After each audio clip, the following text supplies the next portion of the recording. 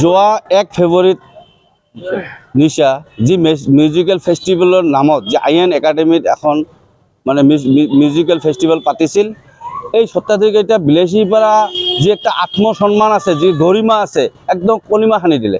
কিয়নো ৰাইজৰ যি 500, 1000 আৰু 1000 টকা দি যিজন মানুহক মুখ্য মানুহজনক যি গায়কজনক অনা কথা আছিল ফেজ খান, ই আহি পাইছিল কিন্তু মানুহৰ সন্মুখত আনিব পৰা নাই ইহঁতে। কিয়নো এইকেইটা 1 নম্বৰ ঠগ প্ৰবঞ্চক, কিন্তু ইয়াৰে মানুহ নহয়, ইহঁতে হৈছে গৌৰীপুৰৰ পৰা আহি বিলাসীপাৰাৰ যি মান সন্মানে কলিমা সানি দিলে। কিন্তু বিলাসীপাৰাৰ মান সন্মান বিলাসীপাৰাতে নহয়, গোটেই ভাৰতবৰ্ষতে বিয়ে পৰিছে বিলাসীপাৰা ঠাইখনৰ নাম।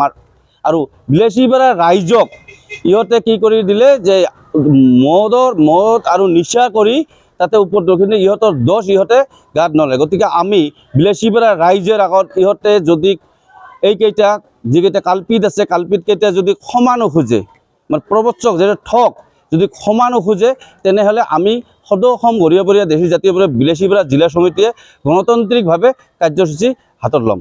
আমি এজাহাৰ এখন দিলোঁ, এজাহাৰত দিলোঁ আমি ৰেহাল খান, মহিবুল হক আৰু ৰফিকুল ইছলাম। আৰু আমাৰ এই অচি মহোদয়ৰ ওপৰত আমাৰ আস্থা আৰু বিশ্বাস আছে যে আমাৰ বিলাসীপাৰাত যি মান সন্মান ইহঁতক প্ৰয়াক্ত কৰি জেল হাজতলৈ পঠাই দিব।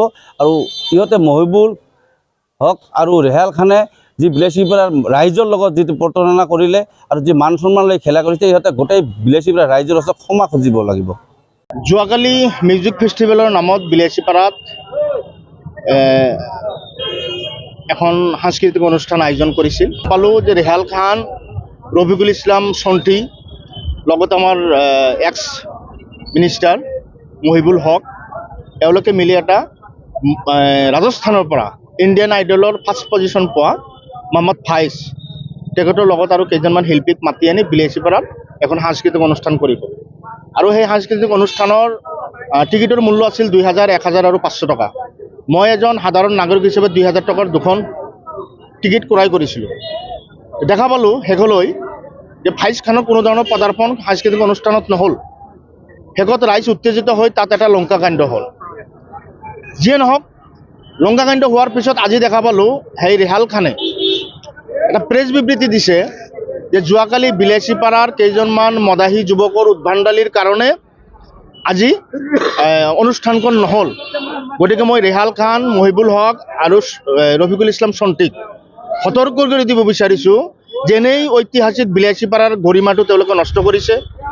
তেওঁলোকৰ ভণ্ডামি, তেওঁলোকে চুৰি ডকাতি কৰি খাব নোৱাৰে কাৰণে এটা পন্থা উলিয়াই ৰাইজৰ পৰা টকা কেনেকৈ চিন্তাই কৰি ল'ব পাৰে তাৰ এটা পৰিকল্পনা কৰি তেওঁলোকে এটা সাংস্কৃতিক অনুষ্ঠান নাম দি টকা পইচাটো গোটালে। আৰু যে আমাক বিলাসীপাৰাক মদাহী কৈছে, এই কথাটোৰ পৰা তেওঁলোকক আমি তীব্ৰ ভাষাৰে গৰিহণা দিছোঁ, সকীয়াই দিছোঁ। তেওঁলোকৰ গাটো অলপ চিকুটি মাৰি চাবলৈ মই অনুৰোধ জনাইছোঁ। মহিবুল হক কোন, ৰেহাল খান কোন, তেওঁলোকৰ চৰিত্ৰ কি, এই কথাটো দুবৰি-বাকী ৰাইজে জানে। গতিকে ইতিমধ্যে বিলাসীপাৰাৰ এজন সচেতন যুৱক হিচাপে মই বিলাসীপাৰা আৰক্ষী থানাত এখন এজাহাৰ দাখিল কৰিছোঁ। আৰু মোৰ আৰক্ষীৰ প্ৰতি আস্থা আৰু বিশ্বাস আছে যে চিটিং বাছ কৰা গোটেইখিনি মানুহৰ বিৰুদ্ধে আইনগতভাৱে আৰক্ষী প্ৰশাসনে ব্যৱস্থা গ্ৰহণ কৰিব। তেওঁলোকৰ গ্ৰেপ্তাৰ কৰি আইনৰ আওতাত সকলোখিনি মানুহৰ টিকেটৰ যি মূল্য আছে, আৰু ৰাইজকে মই অনুৰোধ জনাইছোঁ যাৰ যি হাতত টিকেট আছে টিকেটখন আপোনালোকে মজুত কৰি ৰাখক, যত্ন কৰি ৰাখক। আয়োজক মণ্ডলীয়ে টিকেটৰ মূল্য আপোনালোকক ঘূৰাই দিব লাগিব। যেতিয়ালৈকে আপোনালোকক আইনী প্ৰক্ৰিয়াৰ মাজত বিলাসীপাৰা আৰক্ষী প্ৰশাসনে টকাখিনি ঘূৰাই দিয়াৰ ব্যৱস্থা গ্ৰহণ নকৰিব, তেতিয়ালৈকে মই বিলাসীবাসীৰ হৈ মই এই আয়োজক মণ্ডলীৰ বিৰুদ্ধে মই যুঁজি যাম। কোনো পৰ্যায়ে যাতে মহিবুল হক, ৰেহাল খান আৰু ৰফিকুল ইছলাম চন্টিয়ে যাতে ৰেহাই নাপায়, তাৰ কাৰণে মই যিমান দূৰ যাব লাগে সিমান দূৰ যাবলৈ মই প্ৰস্তুত আছোঁ। মোৰ ঘৰ পটাশিলাম্বাৰী, গুৱাহাটী। ইয়াতে বিলাসীপাৰা ফেষ্টিভেল যদিও কৈছে, কিন্তু টিকেটিং শ্ব' আছিলে এইটো। এতিয়া ঘটনাটো হ'ল মোৰ দায়িত্ব আছিলে চাউণ্ড, লাইট, ছিংগাৰৰ ধৰক ট্ৰেভেলিং, ফুডিং, লজিং তেনেকৈ দায়িত্ব দিছিলে কিছু, কিন্তু বিনিময়ত একো পোৱা নাছিলোঁ। আৰু আটাইতকৈ ডাঙৰ কথা হ'ল ফ্ৰডলি মোক তাৰমানে কল কৰিলে যে তুমি অহাৰ পিছত মই পইচাটো দিম, যিটো পৰিমাণ তোমাক লাগে সেইটো পাবা। কিন্তু আহি দেখিলোঁ ষ্টিল মই এতিয়া ঠিক আছোঁ। আজি 2 তাৰিখ 6টা বাজি চাগে, এতিয়াও আছোঁ, এক পইচাৰো নাই। প্লাছ তেওঁতো কণ্টেক্ট নাই, ফোন কৰিলে ৰিচিভ নকৰে। এতিয়া ঘটনাটো মোৰ ওপৰত প্ৰেছাৰাইজ অলপ হৈ আছে। চাউণ্ডৰ পৰা দি আছে, লাইটৰ পৰা দি আছে, গাড়ীত দি আছে, ছিংগাৰ, মিউজিচিয়ান গোটেইখিনি। মোক টোটেল দিব আছে, মই যদি ছিংগাৰটো কওঁ, ছিংগাৰৰ দায়িত্বত নলওঁ, তথাপি লোকেল ছিংগাৰ 2জনমান আছিলে মোৰ দায়িত্বত। এতিয়া যেনেকুৱা ডান্স গ্ৰুপটো আছিলে মোটামুটি 40,000 মান হ'ব। চাউণ্ডৰ ক্ষেত্ৰত চাউণ্ড এনে যিটো ছেটআপটো লগাইছে সেইটো মোৰ অলমষ্ট 5 লাখ নিয়াৰ আগত, খুব কমেও sound light LED plus DG আছিলে, জেনেৰেটাৰ আছিলে। এতিয়া ঘটনাটো হ'ল বিনিময়ত দিব লাগে তেওঁক 2 লাখ টকা। প্ৰাক্তন কংগ্ৰেছ মন্ত্ৰী আছিলে তেখেত মহিবুল হক আৰু তেওঁৰ ল'ৰা ৰেহেল খান।